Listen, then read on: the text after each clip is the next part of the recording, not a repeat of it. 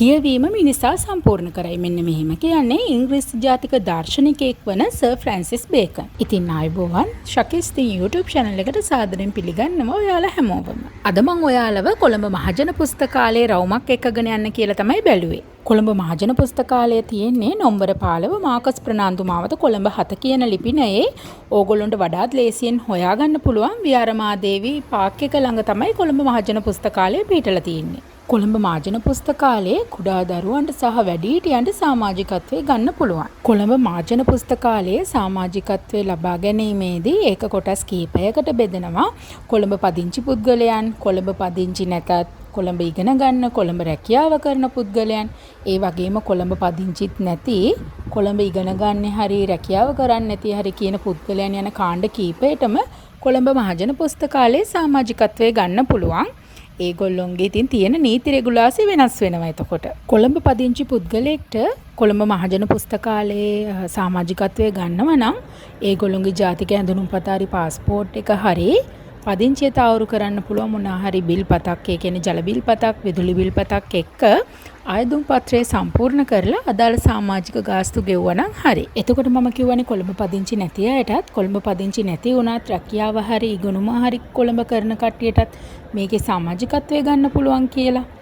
එයාලට එයාලගේ අනන්‍යතාවය තහවුරු කරන්න ජාතික ඇඳුම්පත හරි පාස්පෝර්ට් එක හරි, එතකොට එයා ශිෂ්‍යයෙක් නම් තමන්ගේ පාසල් ශිෂ්‍ය වාර්තා පොත, එහෙම නැත්නම් අධ්‍යාපන ආයතනයක නම් ඒ හැඳුනුම්පත, එතකොට රැකියාවක් කරන කෙනෙක් නම් රැකියා ස්ථානයේ හැඳුනුම්පත හෝ සේවය සාතිකරණ ලිපියක් ඉදිරිපත් කරලා සමාජිකත්වයට ඉල්ලුම් කරන්න පුළුවන්. කොළඹ මහජන පුස්තකාලයේ සමාජිකත්වය ලබා ගැනීමට තියෙන ආයුධ පත්‍රය සම්පූර්ණ කරලා සමාජික මුදල් එක්ක ආයුධ කරන්න තමයි තියෙන්නේ. ඒ කොළඹ පදිංචි නැති කට්ටියට පොඩි දෙයක් කරන්න වෙනවා.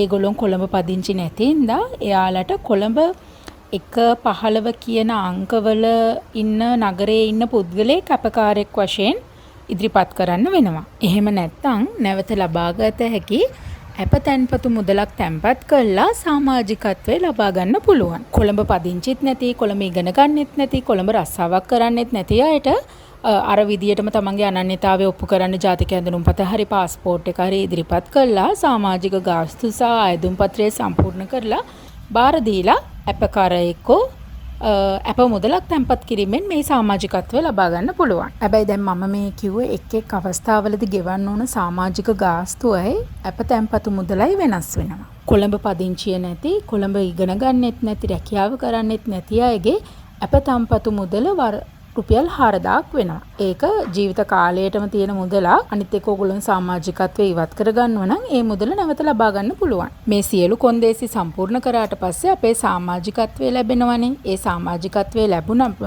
අපිට සමාජික හැඳුනුම්පත හම්බ වෙනවා. ඒක විද්‍යුත් හැඳුනුම්පතක්. ඒකට අපි රුපියල් 220ක ගාස්තුවක් ගෙවන්න ඕන. ඉතින් චූටි දරුවන්ගේ සමාජිකත්වය ලබා ගැනීමේ ක්‍රියාවලියත් වැඩිහිටියන්ගේ සමාජිකත්වය ලබා ගැනීම වගේමයි කොළඹ පදිංචි ඇති සහ නැති විදියට කොටස් දෙකකට බෙදෙනවා. වයස අවුරුදු 13 දක්වා දරුවන්ට ළමා සමාජිකත්වය හම්බ වෙනවා. වයස අවුරුදු 14 ඉඳන් ඉහළට වැඩිහිටි සමාජිකත්වය ලබා ගන්න පුළුවන්. මම කොළඹ මහජන පුස්තකාලයේ සමාජිකත්වය ගත්තේ මම O level ඉවර වෙලා A level ක්ලාස් එකට ගියාට පස්සේ, ඒ කියන්නේ 2009 වගේ ඉඳන්. ඉතින් ඒ කාලේ ඉඳන් අද වෙනකම් මම මගේ සමාජිකත්වය අලුත් කරගෙන කොළඹ මහජන පුස්තකාලයේ සමාජිකෙක් විදියට ඉන්නවා. මම සමාජිකත්වය ගන්න කාලේ අපිට ගන්න පුළුවන් උනේ පොත් 2යි. ඒ වුණාට දැන් පොත් 4ක් ගන්න පුළුවන්. ඒ වගේම මම සමාජිකත්වයේ ගන්නකොට විද්‍යුත් කාඩ් එකක් තිබ්බේ නෑ. තිබ්බේ අර පරණ විදියට කාඩ්බෝඩ් කාඩ් එකක්. මට මතකයි. ඉතින් අපි එකපාර පොත් මාරු කරන්න ගියාට පස්සේ අපිට දැනුම් දීලා විද්‍යුත් කාඩ් පතකට මාරු වෙනවයි කියලා ෆොටෝ ගාලා ඩේටා එන්ටර් කරපු සුන්දර අතීතයකුත් තියෙනවා ওই මහජන පුස්තකාලේ. සිංහල, දෙමළ, ඉංග්‍රීසි භාෂා තුනෙන් වගේම ඒ භාෂාවලින් විවිධ විශේෂ ශාස්ත්‍රයන්ට අදාළ පොත් ගොන්නක් මහජන පුස්තකාලේ තියෙනවා. ඒ විතරක් නෙමෙයි වාර සංග්‍රහ පුවත්පත් එකතුවක්ද තියෙනවා මෙතන. ඒ වගේම මම දැක්කා දෘශ්‍ය ආබාධිත පුද්ගලයන්ට බෙල් ක්‍රමයේ යටතේ ලියවුණු පොත් වගේම සංයුක්ත තැටි තියෙනවා. ඒ විතරක් නෙමෙයි ජපාන්, ඉන්දු, කොරියන් භාෂා සඳහා වෙන් වූ ඒකකයන්ද මහජන පුස්තකාලේ තියෙනවා.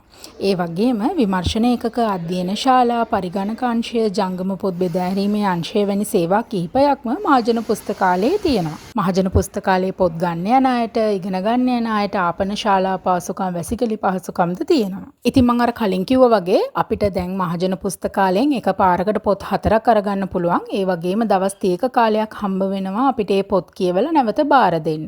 ඒ පොත් කියවලා බාර දෙන එක අපිට අරි දිනයට කරන්න බැරි වුණොත් අපිට එක දවසකට එක පොතකට රුපියල් 5ක දඩ මුදලකුත් ගෙවන්න වෙනවා.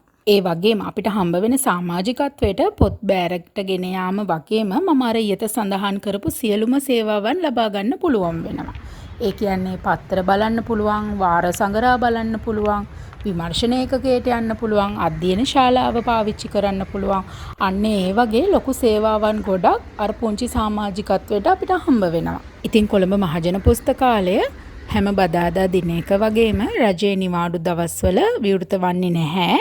අනිත් හැම දවසකම උදේ 8 ඉඳන් හවස 5 වෙනකන් මම අර යෙතින් සඳහන් කරපු ඕනෑම සේවාවක් මහජන පුස්තකාලයෙන් ලබා ගන්න පුළුවන්. ඉතින් මම හිතනවා මහජන පුස්තකාලය ගැන, මහජන පුස්තකාලයේ සමාජිකත්වය ගැන, එතකොට මහජන පුස්තකාලයෙන් සැලසෙන සේවය ගැන තොරතුරු හොයන කෙනෙක්ට මගේ මේ වීඩියෝ එක වැදගත් වෙන්න ඇති කියලා, ඕගොල්ලන්ටත් වැදගත් කියලා හිතුණා නම් මගේ channel එක subscribe කරලා එකතු වෙන්න. ඒ විතරක් නෙමෙයි මම මේ කියපු කාරණා අනුගමනය කරලා ඊටාම වටිනා සමාජිකත්වයක් වන කොළඹ මහජන පුස්තකාලයේ සමාජිකත්වයක් ලබා ගන්න. එහෙනම් ආය අලුත් vlog එකකින් හම්බ වෙනකන් සතුටින් පරිස්සමෙන් ඉන්න ඕන. බයි.